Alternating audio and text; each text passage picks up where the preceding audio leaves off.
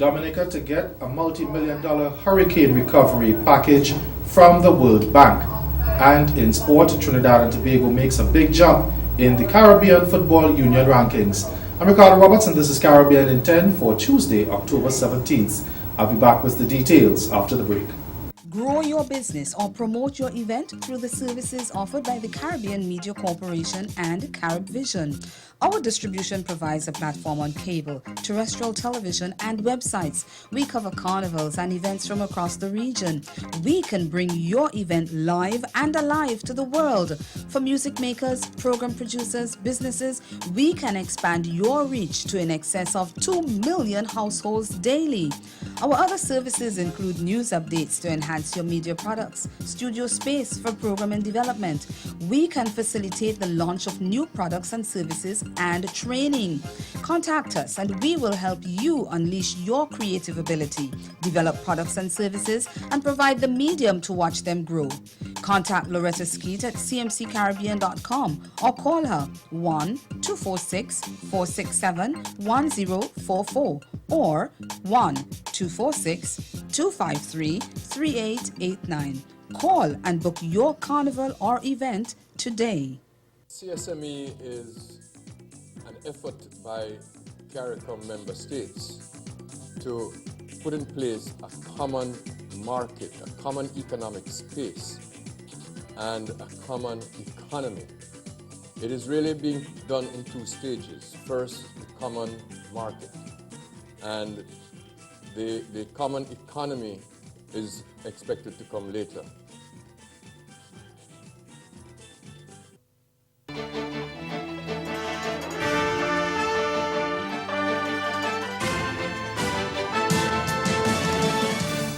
The World Bank is providing Dominica with a financial package of more than 300 million EC dollars to help the island recover from the battering it took from Hurricane Maria last month. In an address to the nation last night, Prime Minister Roosevelt Skerrit said he held successful talks with the World Bank and representatives of financial and other institutions while in the United States last week. And he said the World Bank funding would be spread across several programs as part of the overall plan to rebuild after the devastation caused by the Category 5 hurricane. Some of these programs, we are still pushing to widen the scope of works and funding. Therefore, I am hesitant to quote figures in case they inadvertently consider it a limit to our ambition. However, to give you a sense of proportions, the currently proposed package from the World Bank includes an EC $270 million tranche of funding, alongside a further EC $83 million tranche, specifically for disaster-resilient infrastructure. I believe the disaster-resilient tranche will end up closer to EC $150 million after a reassessment of needs is completed within the next month. Skerrit said the World Bank had also agreed to increase the proportion of the funding coming in the form of grants rather than loans. And he added that the International Monetary Fund also offered expertise and modest overdraft facilities on generous terms. Meantime, the Antigua and Barbuda government says it wants to renegotiate the terms of a $40 million loan from the World Bank. The World Bank had approved the loan to rebuild Barbuda following the devastation caused by Hurricane Irma last month. Speaking on Observer Radio, Prime Minister Gaston Brown said the terms and conditions of the loan from the Washington-based financial institution were not in the best interest of the island. $50 million over 10 years, but as far as you're concerned, the term is too short, and we have asked them to reconsider and to perhaps consider up to 20 years with a 5-year moratorium. We have also asked them to reduce the interest rate. The interest rate is closer to 3.5–4%. We've asked them to consider 1% because we've asked them to reconsider the terms, and they said that they will put it to the board and they'll get back to us.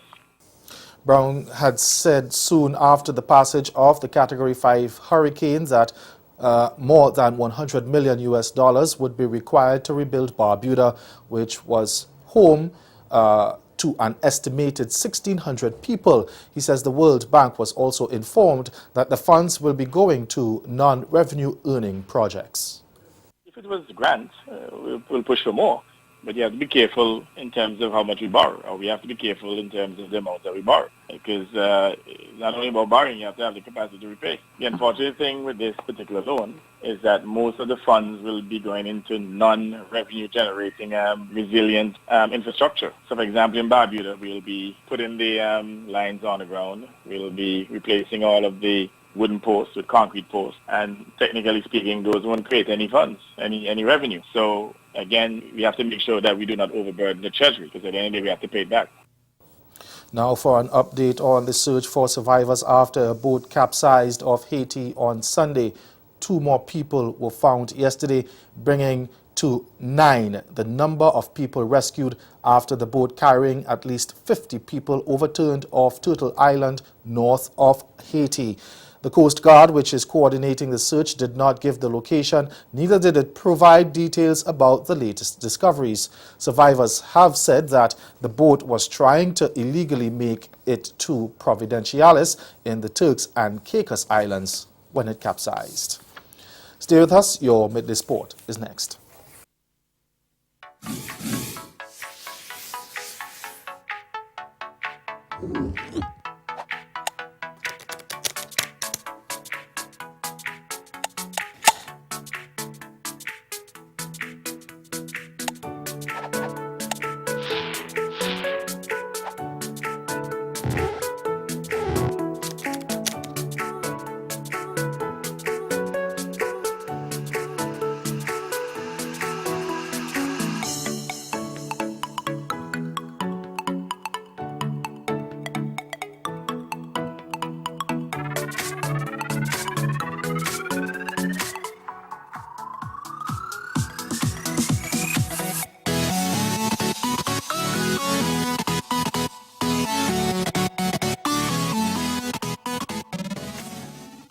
You know, I got my brand new single on my record label Taracon and Sony Ultra right now called Slow Motion. It's doing pretty well.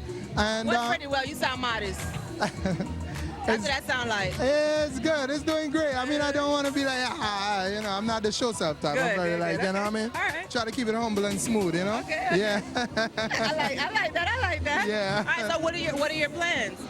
Well, you know, right now we're going into a new year.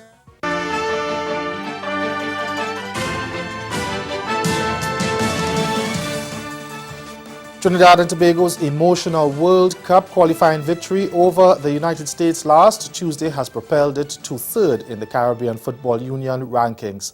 Now, in the rankings released yesterday by the sports world governing body FIFA, the Soca Warriors made a significant jump. They moved up 16 places to 83rd, making them the biggest movers in the Caribbean following their emotional 2-1 victory that zapped the United States to claim a place in the 2018 FIFA World Cup rankings. Now, the result was sweet revenge for the Twin Island Republic after the Americans dealt them a similar blow in the qualification for the 1990 FIFA World Cup in Italy. Now, though the Soca Warriors lost 3-1 on the road against Mexico 2 Fridays ago in San Luis Potosi, that did not seem to hurt them too much, and they have moved past Curacao in the CFU rankings, leaving only Haiti and Jamaica ahead of them, with St. Kitts and Nevis rounding out the top 5. The Haitians drew 3-3 with host Japan in an international friendly last Tuesday in Yokohama in their first action in more than a year. That's Caribbean in 10. Join us again at 6:30 for Caribbean Newsline. Good afternoon.